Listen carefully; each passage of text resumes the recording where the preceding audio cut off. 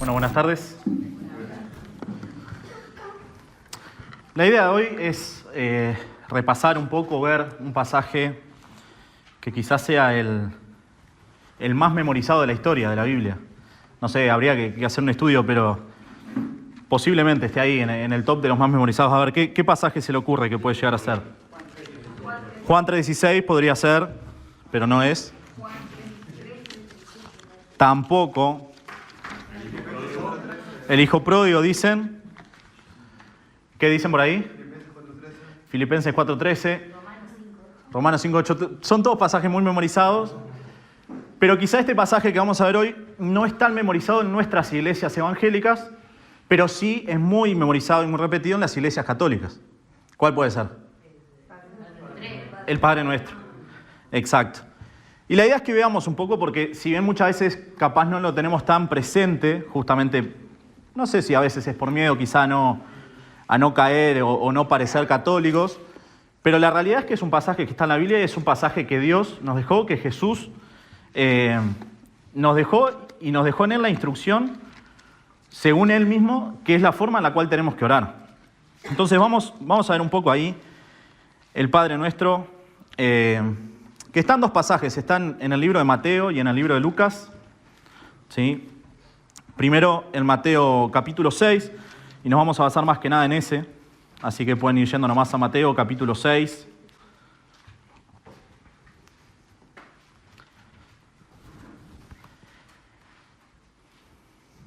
Mateo capítulo 6, versículo 9. En realidad vamos a leer desde un poquito antes y después vamos a repasar, pero esta instrucción de la oración es dada en un contexto en el que Jesús estaba predicando el Sermón del Monte. Era un sermón, una prédica de Jesús en la cual nos hace pensar en muchas cosas que son contrarias a las cuales estamos acostumbrados, sobre todo a la gente de ese momento, a los fariseos de ese momento. Medio que el concepto del sermón es: ustedes hacen esto porque entienden que es lo que Dios quiere, pero la realidad es que lo que Dios quiere es esto otro. Y en ese momento es que Jesús, uno de los temas que toca es la oración. Y dice, a partir del versículo 5, Mateo 6, 5, dice: y cuando ores, no seas como los hipócritas, porque ellos aman el orar en pie, en las sinagogas y en las esquinas de las calles, para ser visto de los hombres. De cierto os digo que ya tienen su recompensa. Mas tú, cuando ores, entra en tu aposento y cerrada la puerta, ora a tu Padre que está en lo secreto, y tu Padre que ve en lo secreto te recompensará en público, como los gentiles. Y orando no uses vanas repeticiones como los gentiles, que piensan que por su palabrería serán oídos. No os hagáis pues semejantes a ellos, porque vuestro Padre sabe de qué cosas tenéis necesidad antes de que vosotros le pidáis. Y ahora es donde viene el famoso Padre Nuestro, y dice: vosotros pues oraréis así: Padre nuestro que estás en los cielos, santificado sea tu nombre. Venga tu reino, hágase tu voluntad, como en el cielo, así también en la tierra. El pan nuestro de cada día, dánoslo hoy, y perdónanos nuestras deudas, como también nosotros perdonamos a nuestros deudores. Y no nos metas en tentación, mas líbranos del mal. Porque tuyo es el reino y el poder y la gloria por todos los siglos. Amén. Como vimos, Jesús enseña esto en un momento que estaba predicando, pero en Lucas, que es el otro lugar donde aparece, no vamos a ir porque dice lo mismo. Pero en realidad ahí lo enseña no en medio de un sermón, sino que los discípulos le piden. Y le dicen: Jesús, enséñanos a orar. Y Jesús les vuelve a repetir esta oración. Y es una petición interesante, ¿no? Pedirle a Dios, pedirle a Jesús en ese momento a los discípulos que les enseñe a orar. ¿Por qué? ¿Por qué le pediríamos a Dios que nos enseñe a orar si nosotros toda la vida aprendimos que orar es hablar con Dios, que decirle lo que me pasa, decirle lo que yo siento, darle gracias y pedirle lo que necesito? ¿No? No es tan difícil. Y de hecho le enseñamos a los niños que hablar con Dios es como hablar con cualquier otra persona, y es verdad. Gracias a la obra de Jesús tenemos esa libertad de entrar en el trono y hablar con Dios libremente. Tenemos la tranquilidad de que sabemos que le podemos decir lo que sentimos y lo que necesitamos. Pero la oración del Padre Nuestro, por algo Jesús la dejó. Por algo hay un modelo que Jesús quiso que entendamos o que tengamos esto en cuenta cuando vamos a orar. No es para repetirlo como quizá se tiene la costumbre, justamente como decíamos en otros contextos, incluso a tal punto que cualquier persona, sea cristiana o no, vaya a la iglesia o no vaya, diría que el 90% de la población de Uruguay se sabe de memoria esta oración, porque ya se ha hasta secularizado. Entonces, no es para que la repitamos sin sentido, como mismo Jesús advirtió antes, ¿no? No hagan esas repeticiones vanas que piensan que por esa palabrería serán oídos, ¿no? Jesús advirtió de eso incluso antes de dejar el Padre Nuestro, y irónicamente, ¿en qué cayó el cristianismo? En usarla repitiéndola de forma vana, y no pensar en su contenido, no pensar en su enseñanza. Entonces, vamos a ver que en realidad la oración muchas veces es una muestra, es una síntesis de nuestra creencia o nuestra teología, por así decirlo. Lo que nosotros creemos de Dios lo reflejamos en cuando oramos. La oración es una muestra clara de lo que creemos, ¿sí? Porque lo que decimos, lo que sentimos, lo que pedimos, muestra y deja en evidencia lo que nosotros pensamos que es Dios, cómo pensamos que estamos parados nosotros frente a Dios y qué es lo que Dios hace con nosotros, cómo Dios actúa con nosotros. Entonces, al final, todo lo que nosotros pensamos de Dios, de cómo es Dios, lo que se conoce como teología, todo eso se ve reflejado a la hora de orar. Si nosotros pensáramos, que gracias a Dios no pensamos eso, pero si pensáramos que Dios es un Dios malvado, o pensáramos que Dios no nos escucha directamente, ni oraríamos. Pero justamente como creemos que Dios es un Dios bondadoso y nos escucha, es que oramos. Pero también orar de la forma correcta nos ayuda a tener un buen concepto, una buena concepción de quién es Dios, cómo es Él y cómo Él quiere relacionarse con nosotros. Por eso creo que Jesús dejó este ejemplo, ¿sí? Vamos a ver entonces cómo empieza el Padre Nuestro. Jesús empieza diciendo, vosotros pues oraréis así, ¿no? Y acá es donde vemos, Jesús les dice, oren de esta manera. No les dijo que repitan eso, pero sí que tomen esto como un concepto, como estas ideas, estas enseñanzas para orar. Y está bueno, si bien no está bueno caer en esa repetición, como decíamos, está bueno ese concepto de rumiar estas palabras, de pasarlas por nuestra mente antes de orar, quizá pensar en estos conceptos para que a la hora de orar esto afecte nuestra forma de orar y por lo tanto afecte la forma en la cual nos comunicamos con Dios, afecte las cosas, las expectativas que nosotros también tenemos de la oración y qué es lo que esperamos cuando oramos, ¿sí?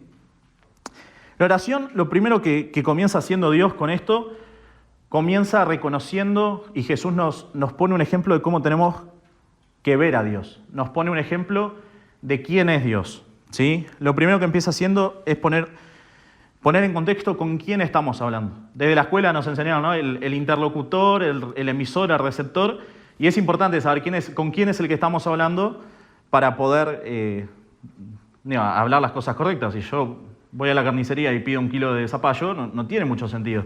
Tenemos que saber con quién estamos hablando para saber qué cosas decirle, cómo decirles y saber qué esperar de esa persona. Y es lo primero que hace Jesús. Jesús nos presenta en esta primera parte de la oración, ¿no? Y nos dice esta frase, Padre nuestro que estás en los cielos. Lo primero que Jesús nos incita, nos motiva es a reconocer, a recordar que Dios es nuestro Padre. Nos motiva a saber que Dios es un Dios cercano a nosotros, que estamos hablando, que estamos dejando nuestras cargas con un Dios que es cercano a nosotros. ¿Se acuerdan cuando Pablo en Hechos va a Atenas y se cruza con esa inscripción que dice al Dios no conocido? Ellos adoraban y le oraban, se veía un Dios que no conocían, lo tenían ahí por las dudas. Gracias justamente a Dios y a la obra de Jesucristo, nosotros no estamos en esa situación. Sí hablamos y adoramos y le oramos a un Dios que conocemos, a un Dios que es nuestro Padre. Es un Dios cercano y es un Dios al cual tenemos acceso por el sacrificio de Jesús. Entonces, lo que Jesús quiso hacer al empezar la oración, invitándonos a que empecemos recordando que Dios es nuestro Padre, es que cuando arranques a orar, acordate que estás hablando con tu Padre, que por amor entregó a Jesús por vos y que justamente le podemos llamar Padre por esto, le podemos llamar Padre porque Jesús vino a morir por nosotros y gracias a eso es que tenemos acceso a hablar con Dios. Vamos a ver lo que dice ahí este versículo de Gálatas 4:5. ¿Alguien que lo pueda leer? En voz alta ahí.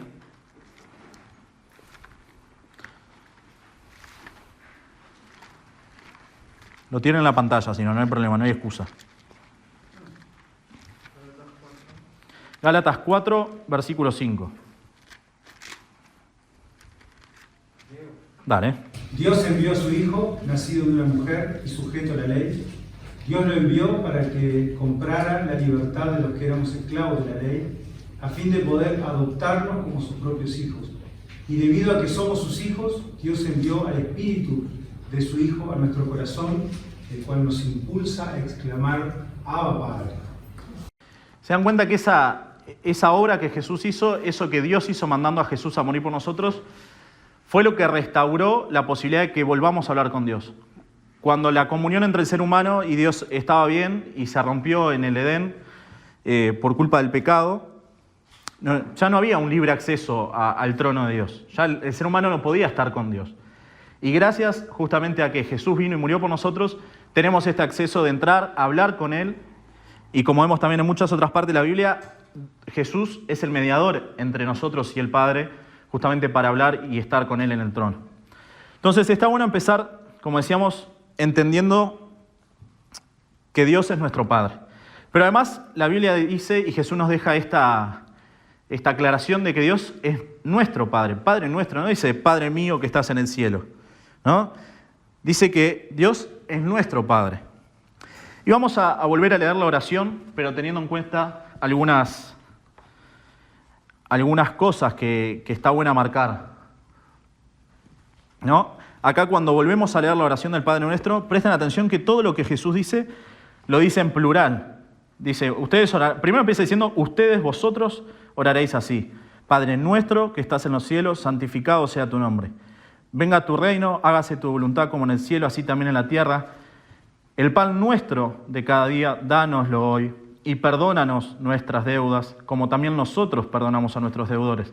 No nos metas en tentación, mas líbranos del mal, porque tuyo es el reino y el poder y la gloria por todos los siglos. Amén. Jesús nos incita a que cada vez que oremos, obviamente cuando estamos acá los miércoles en la iglesia, los domingos, obviamente es más fácil orar capaz teniendo presente a los que tenemos al lado, para eso es la reunión de oración, para orar juntos como iglesia. Pero también cuando estemos solos en nuestra casa, y de hecho recordemos que la indicación de Jesús era para hacer esta oración, como dijo al principio, en privado, ¿no? Cuando estemos solos, que aún ahí nuestra oración esté siempre pensando en la pluralidad de la iglesia. Que sea una oración pidiendo y agradeciendo por todos nosotros. Que tengamos la capacidad de entender que Dios no solamente me salvó a mí, salvó a todo el pueblo y su propósito no me incluye solo a mí, incluye a toda la iglesia. Entonces, cuando oremos, pidamos, agradezcamos y clamemos, hablemos con Dios, pero siempre en plural, ¿sí? Obviamente hay motivos y hay cosas que son personales, que nos duelen solamente a nosotros, que solamente nosotros las conocemos. Pero aún esas cosas, aún esos dolores, esos pecados, esas cosas que son íntimas nuestras, también afectan a otros. Entonces tengamos en cuenta que siempre que pidamos algo, agradezcamos por algo, hagámoslo pensando en la iglesia, pensando en la pluralidad del cuerpo de Cristo, ¿sí? Entonces, después que Jesús nos recuerda que Dios es nuestro Padre, que es nuestro Padre justamente, que no es solamente mi Padre, nos recuerda una gran verdad, que es que Dios está en los cielos, ¿sí? Entonces, cuando Jesús habla de que Dios está en los cielos, lo que nosotros tenemos que reconocer es que Dios es soberano, que estamos hablando así con un Padre que nos ama, que es bondadoso, que es bueno con nosotros, pero que también es un Dios soberano, que está sobre todo, es todopoderoso, omnisciente, todo lo conoce, todo lo puede. Y eso es lindo, porque si yo tuviera un Dios que es mi Padre, que me ama, pero no tiene poder para nada, ¿para qué le hablo? ¿Para qué le pido? ¿Qué le agradezco? Si al final no es Él el que tiene la influencia sobre las cosas, ¿no? Y hay un versículo muy interesante que está en Eclesiastés, que lo escribió Salomón, la persona que la Biblia nos relata que fue la persona con más sabiduría sobre la tierra. Y vamos a leerlo. Ahí en Eclesiastés dice, cuando fueres a la casa de Dios, guarda tu pie y acércate más para oír que para ofrecer el sacrificio de los necios, porque no saben que hacen el mal. Y miren lo que dice, no des prisa con tu boca, ni tu corazón se apresura a proferir palabra delante de Dios, porque Dios está en el cielo y tú sobre la tierra. Por lo tanto, sean pocas tus palabras. Salomón, el hombre más sabio de la tierra, nos da un consejo para cuando nos acercamos a Dios, y es que no seamos tan soberbios de llegar frente al Rey del universo, al Creador de todo, y ponernos a hablar, sino que tomemos un tiempo para escucharlo. Y Dios nos dejó esta oración, Jesús nos dio este ejemplo de oración para recordarnos que Dios es el que está en el trono, que Dios está en los cielos y nosotros estamos acá. Así que, como quien dice, ubiquémonos en nuestro lugar también.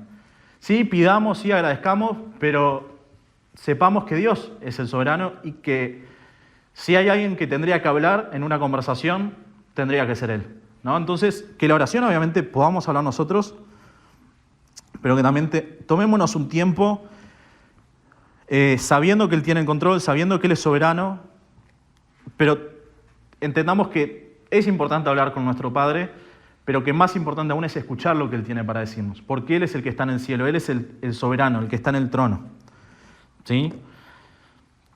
Después sigue la oración, ¿no? ¿Y cómo sigue? Padre nuestro que estás en el cielo, santificado sea tu nombre, dice Jesús.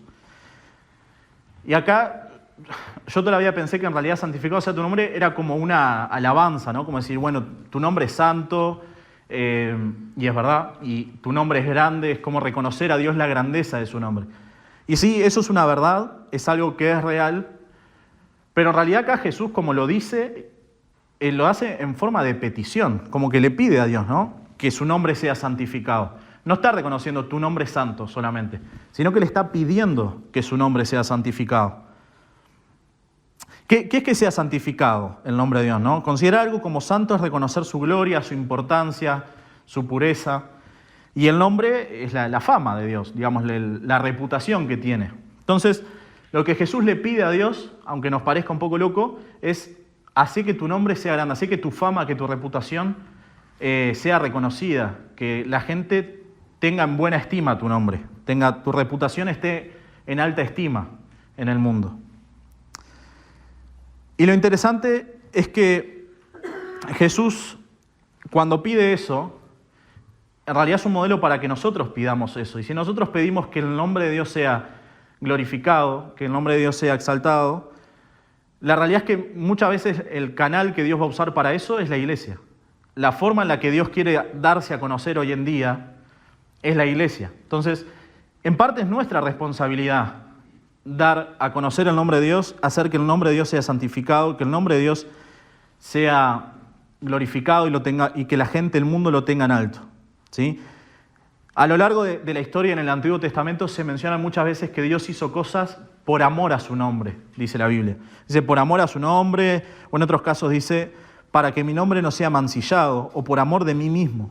Y algunas de las cosas que menciona el Antiguo Testamento no las vamos a leer porque se nos iría la hora, pero algunas dice, por ejemplo, en Salmos 25:11, que Dios perdona nuestros pecados por amor de su nombre. O sea, que Dios obra muchas veces en nuestras vidas para que su nombre sea exaltado, para que la gente lo reconozca. Dice que creó a su pueblo también, por amor a su nombre, para que la gente lo reconozca. Y algo que es increíble que dice que reprime su ira y no nos destruye por amor de Él mismo. Uno puede decir, Dios no nos destruye por amor a nosotros. Obviamente es por amor a nosotros. Pero Dios reprime su ira también para que su nombre, para que su fama sea extendida de una buena manera, ¿sí? Entonces, la grandeza de Dios, que ya es real, ya es algo que existe, ya es algo real, lo que Jesús nos invita a pedir es que pidamos que esa grandeza de Dios sea vista por el mundo. No solamente que Dios sea grande y punto, sino que esa grandeza de Dios sea vista y sea conocida por toda la humanidad, que sea reconocida esta buena fama de Dios en el mundo. Y eso es parte nuestra. Pedir que el nombre de Dios sea santificado es clamar para que su gloria y su fama sean reconocidas en toda la tierra, sabiendo que nosotros, su iglesia, somos los llamados a extender esta fama, a extender este nombre de Dios. Así que, en parte, lo que le estamos pidiendo a Dios es ayudarnos a hacer las cosas bien, como iglesia. Ayudarnos a poder dejarte bien parado, diríamos nosotros, ¿sí? Así que es una petición que un poco nos compromete a nosotros también, porque pedirle a Dios que santifique su nombre es pedirle a Dios que nos use de una buena manera y que nosotros podamos serle fiel. Y una consecuencia de esto, o algo que también trae el hecho de que el nombre de Dios sea conocido de una buena manera, es que se acerque el reino de Dios, ¿sí? La oración sigue diciendo, venga a nosotros tu reino. El reino de Dios es donde Dios justamente tiene un dominio total, ¿sí? Es donde Dios gobierna y las cosas que Dios quiere se hacen. Jesús, de hecho, cuando empezó su ministerio, ¿qué empezó predicando? Él decía, el reino de los cielos se ha acercado. Jesús, cuando empezó a predicar en la tierra, lo primero que decía era esto: bueno, el reino de Dios, el reino de los cielos se ha acercado. Está disponible, está accesible para todo aquel que quiera llegar. Entonces, yo anotaba primero que el reino de Dios, pedir para que venga el reino, es pedir por 3 cosas. Lo primero es un pedido misionero, ¿sí? Es un pedido misionero porque es pedir para que la gente que nos rodea sea consciente de la existencia de este reino, sea consciente de que ellos pueden entrar a este reino, como veíamos hoy, gracias a la obra de Jesús. Y es pedirle a Dios para que más gente reconozca a Jesús como su Rey y como su Salvador, que más gente quiera pertenecer a este reino. Entonces, por un lado, pedirle a Dios que venga a nosotros su reino es un pedido misionero. También es un pedido que nos transforma. ¿Por qué? Porque el reino de Dios ya existe. Nosotros, los hijos de Dios, somos parte de ese reino. Ahora, la realidad es que los reinos, como todo gobierno, como todo imperio, tiene sus reglas, tiene sus formas de conducirse, tiene sus prioridades hasta estratégicas, militares. Y si nosotros le pedimos a Dios que su reino venga, que se acerque a nosotros, también le estamos pidiendo que nos ayude a nosotros a regirnos por las normas de este reino. Que toda esta forma de pensar que Dios plantea, que es un poco contradictoria a la forma de pensar del mundo, lo que le estamos pidiendo es: Dios, queremos nosotros, que ya somos parte de este reino, regirnos por esa forma de pensar de tu reino. Ayúdanos a comportarnos como tal, a tener la visión clara de a dónde se dirige el reino. No solamente vivir por vivir, y bueno, y algún día estaré en el cielo, sino que ya estando acá, saber que ya somos parte del reino de Dios y que si el reino tiene una misión, tiene un camino, tiene una dirección, que nosotros podamos entenderla y que podamos cumplirla e ir con ella. Cuando Jesús está frente a Pilato antes de que lo maten, Pilato lo confronta con esto. Le dice, bueno, ¿sos rey o no sos rey? Porque una de las cosas que lo acusaban era justamente que él había dicho esto, ¿no? Que era rey. Entonces pensaron que era una amenaza. Y cuando Pilato lo confronta con esto, lo que Jesús dice es: mi reino no es de este mundo. Si mi reino fuera de este mundo, mis seguidores lucharían para que yo no esté acá. Entonces, lo que Jesús deja claro es: la gente, los que me siguen, no tienen por qué luchar para librarme de Pilato ni del Imperio Romano.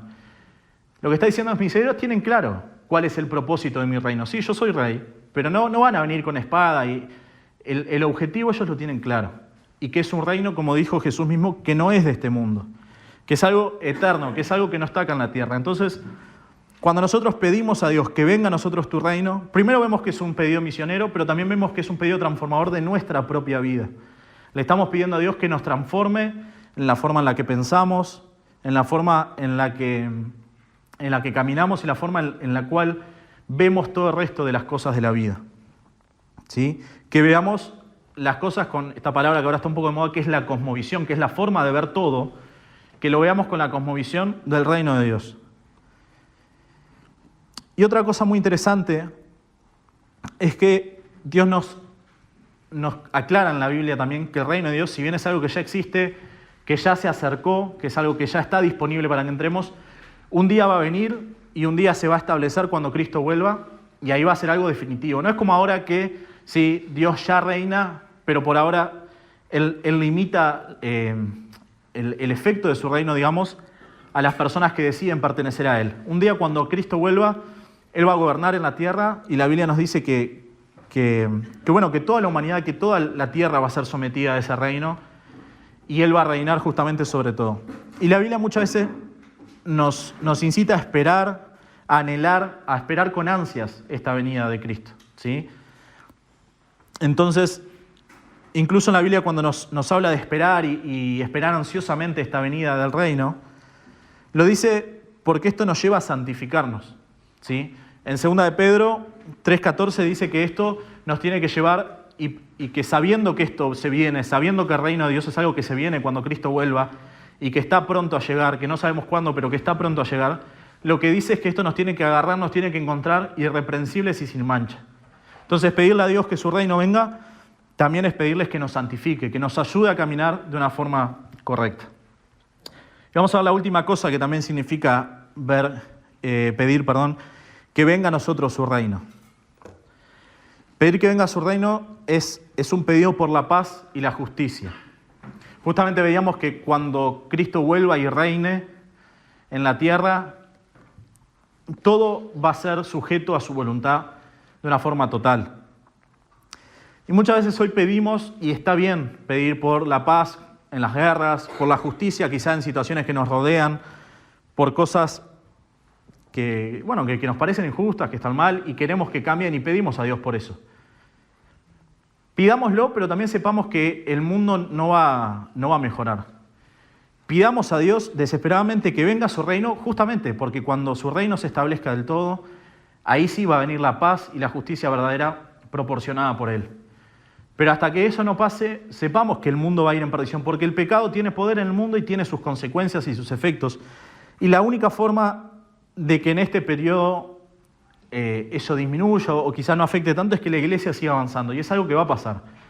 Y la gente que se vea afectada por el obrar de la iglesia, que se vea afectada, que esté cerca nuestro y que nosotros podamos influenciar, va a poder tener una pequeña probadita, digamos, de esta paz y de esta justicia que Dios va a traer en su reino venidero.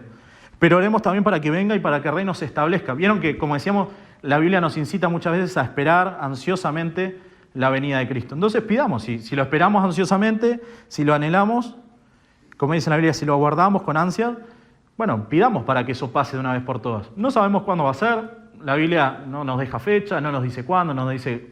Así que pidamos por esto, porque es la única forma de que el mundo conozca la paz y la justicia real, ¿sí? Entonces, en resumen, pedir que el reino de Dios venga es pedir por la expansión del Evangelio, por la transformación de nuestras vidas y la esperanza en la paz y la justicia que solo Cristo va a traer en su regreso, ¿sí? Entonces, bueno, vamos a hacer un repasito. La oración hasta ahora dice, venga a nosotros, vosotros pues oraréis así, Padre nuestro, que estás en los cielos, santificado sea tu nombre. Venga tu reino. Y ahora sigue con una frase que un poco es consecuencia de esto de que venga su reino, que es, hágase tu voluntad, ¿sí? Veíamos que cuando justamente el reino de Dios venga, todo el mundo va a ser sometido a la voluntad de Dios. Pero lo que Jesús nos incita a pedir en nuestra forma de orar es también que se haga la voluntad de Dios hoy en día. No esperar solamente a que esto suceda, sino que hoy en día también se haga su voluntad. Dice que se haga como en el cielo, así también en la tierra. O sea, así como Dios gobierna en el cielo y Él tiene un poder total en el cielo, bueno, que de esa misma manera la voluntad de Dios sea hecha también acá en la tierra. Y yo pensaba que hay dos cosas que están bajo la voluntad de Dios. Primero, las cosas que están a mi alcance, por así decir. Las cosas de mi vida, las cosas en las cuales yo puedo tomar decisiones. Entonces, en resumen, lo que le estamos pidiendo lo que le estamos pidiendo cuando pedimos que se haga su voluntad, hablando de cosas personales de nuestra vida, le estamos pidiendo obediencia. Porque bueno, ¿cuál es la voluntad de Dios? Que lo obedezcamos y en la obediencia vamos a estar haciendo la voluntad de Dios. Entonces, si nosotros le pedimos a Dios que se haga su voluntad, le estamos pidiendo obediencia y que nos ayude a cumplir su voluntad en nosotros. Pero también hay cierta parte de la voluntad de Dios que está fuera de nuestro alcance, ¿sí? Que son cosas que no controlamos y que por más que nosotros queramos obedecer, nos sobrepasan, ¿no? Enfermedades, conflictos, crisis, situaciones laborales, no sé, hay 2 millones de cosas que se nos pueden ocurrir, de cosas por las cuales nosotros no podemos hacer nada, o están totalmente fuera de nuestro alcance.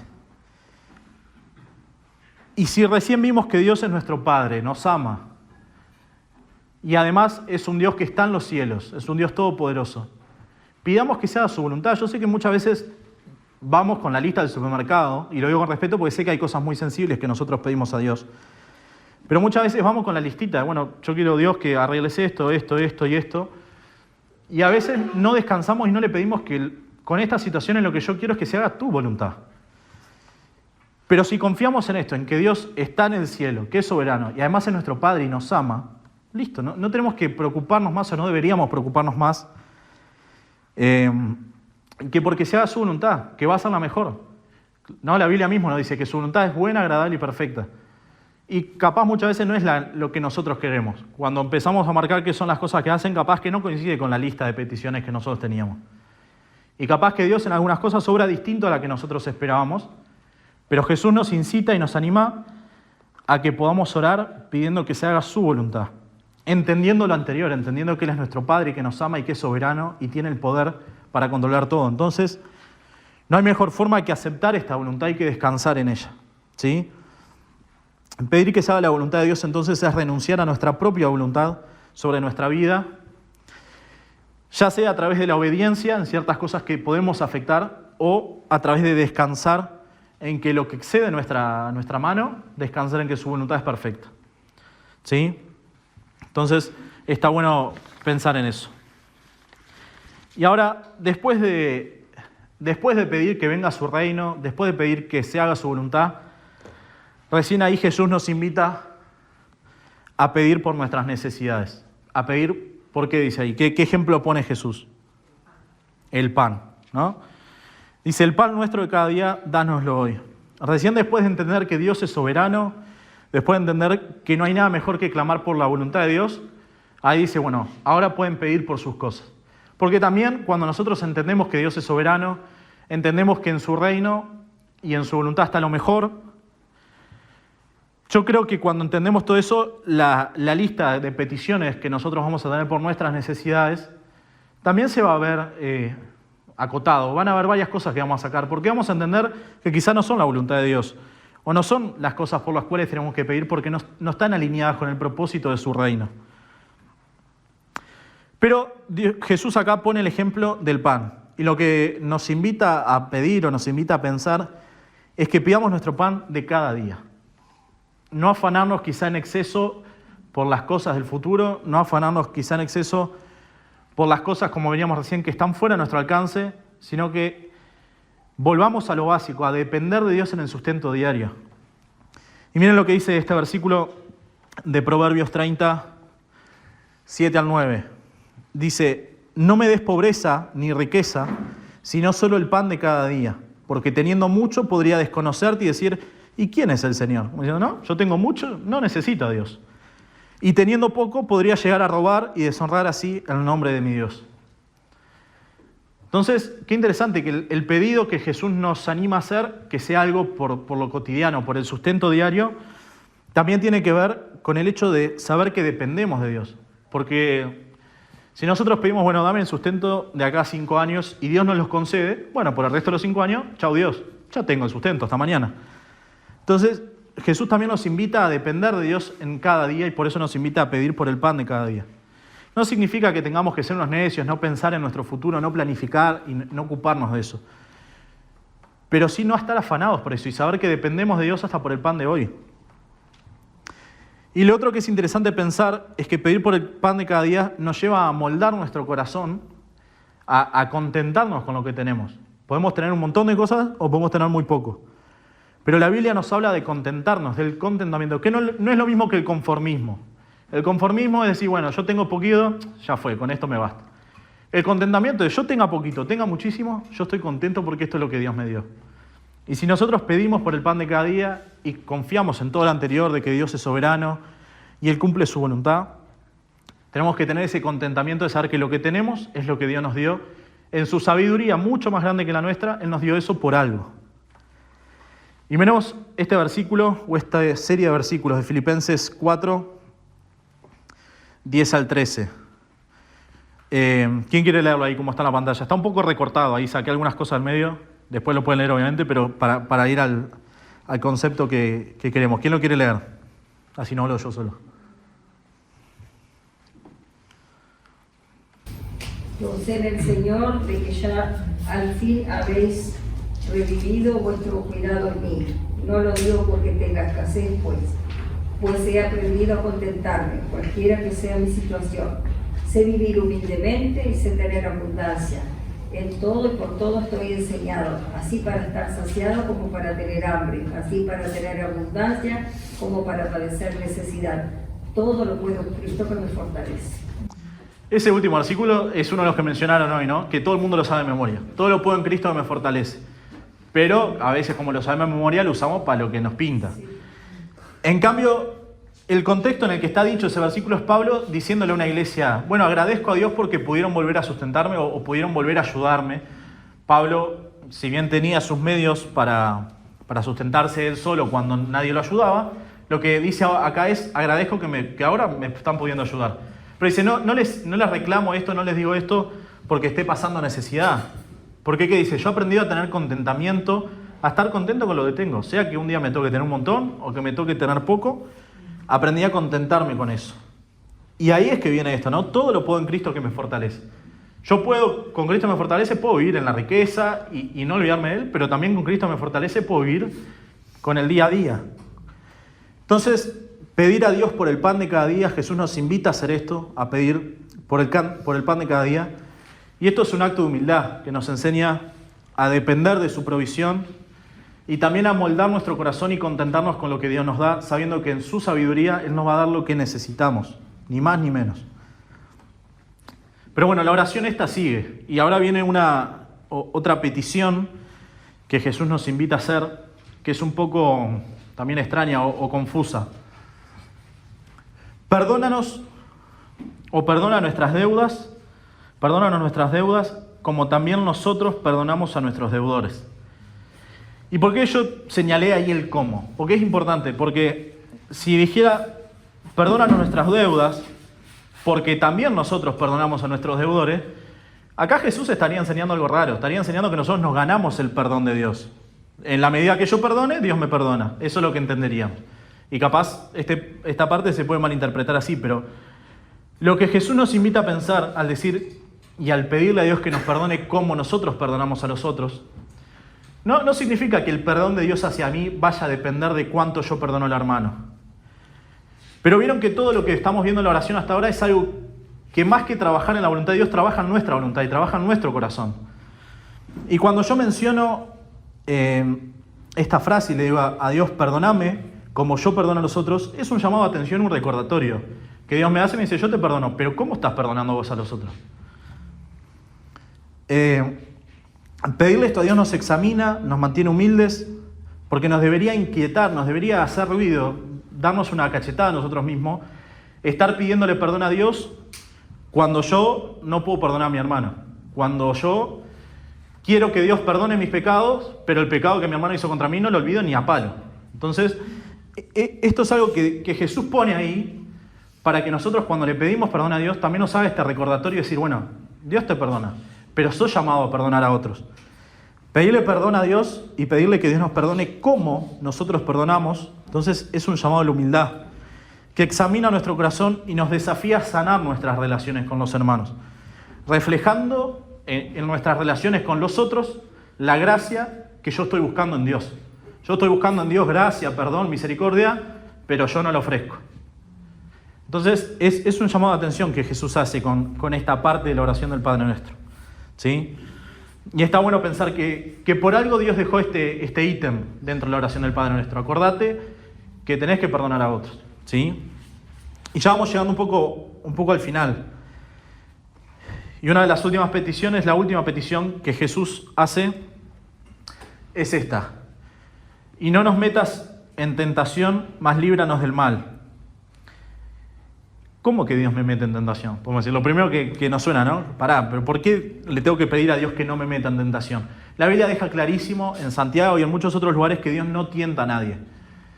Yo acá no es que le estoy pidiendo a Dios que no me tiente, porque no tendría sentido que Dios me pida ser santo, que Dios me pida obediencia y a su vez me ponga piedritas para que yo tropiece.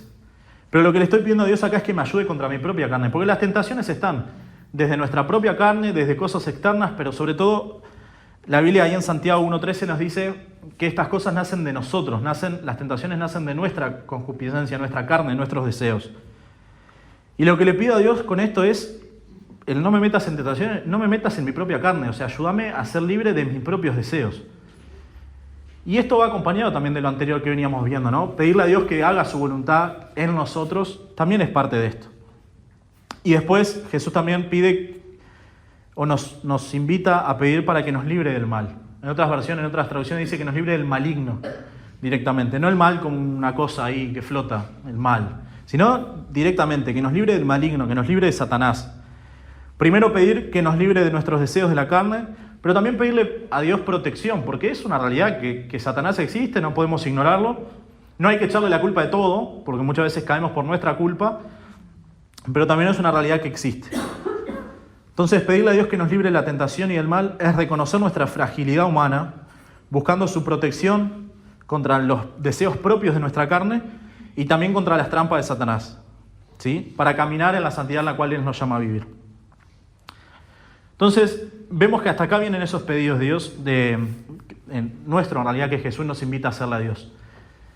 Y después viene una parte que pensé en realidad si estudiarla, si no estudiarla, si ponerla, si no ponerla, porque viene esta otra parte que también la conocemos, incluso hay una canción del Padre Nuestro, muchas veces la cantamos, pero saben que esta parte en realidad, si alguno está leyendo la NTV o la NBI, en alguna de estas versiones no está.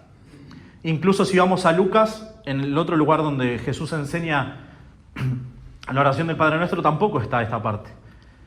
Algunos estudiosos dicen que esto en realidad fue una parte como que la iglesia primitiva, la iglesia de los primeros años le sumó después de la oración, para hacerlo fácil, para repetir o darle como un cierre a esta oración, para que nosotros la podamos decir en congregación y darle un cierre.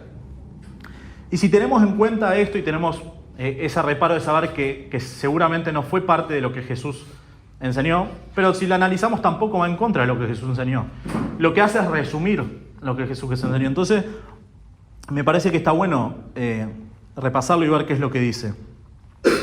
Es un poderoso recordatorio de que aunque nuestras oraciones reflejan nuestras necesidades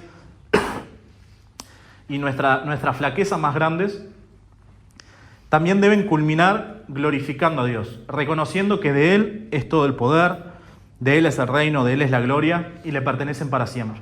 Entonces es un cierre que nos ayuda también a pensar y recordar todo lo que estuvimos viendo en la oración del Padre Nuestro. ¿Y por qué yo le llamo o le puse a esta charla real la oración al revés? Porque es una oración que va un poco en contra capaz de lo que nosotros tenemos acostumbrados como oración, ¿no? El Padre Nuestro, más que una simple oración, es un modelo que Jesús nos deja, no para repetir, sino es un modelo para que pensemos en estas cosas que estuvimos viendo a la hora de orar, para alinear nuestro corazón y nuestra voluntad a la voluntad de Dios, ¿sí? Muchas veces las oraciones que nosotros hacemos están más apuntadas o buscamos con ellas más modificar la voluntad de Dios y convencer a Dios de que haga ciertas cosas por nosotros, cuando en realidad el modelo de oración que Jesús nos dejó es para que nuestro corazón y nuestra voluntad se amolde y se vaya transformando a la voluntad de Dios. Entonces, esta oración nos enseña a nosotros ser transformados y que nosotros cambiemos. No que con la oración intentemos cambiar ahí la voluntad de Dios, ¿sí? Nos recuerda que debemos reconocer a Dios como nuestro Padre soberano y depender de Él también para las cosas diarias, como el pan. Y que debemos depender de Él también para no caer en pecado. Por eso le pedimos que nos libre de la tentación y que nos libre del maligno.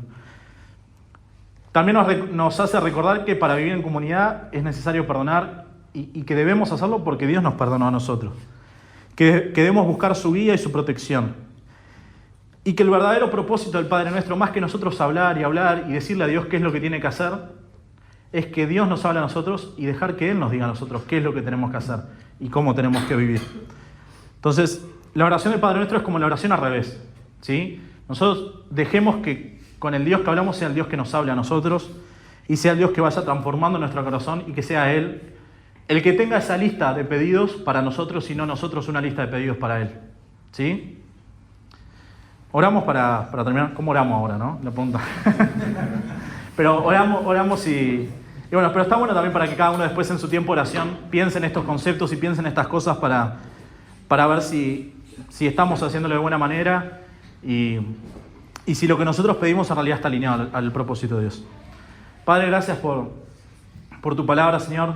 Te pedimos que la bendigas y te pedimos que nos ayudes a moldear nuestro corazón, a escucharte en el silencio también, que en nuestros tiempos de oración íntimos podamos escucharte más de lo que hablamos y podamos amoldarnos a tu voluntad y amoldarnos a lo que vos querés para nosotros. Ayúdanos también a anhelar la venida de tu reino, que más gente conozca del Evangelio, que más gente pertenezca a esta familia y también que tu reino venga y se establezca aquí en la tierra y que el mundo por fin conozca la paz y la justicia verdadera y total que solamente vos podés dar, Señor. Te pedimos también dependencia de ti para las cosas materiales más básicas y gracias por lo que nos das.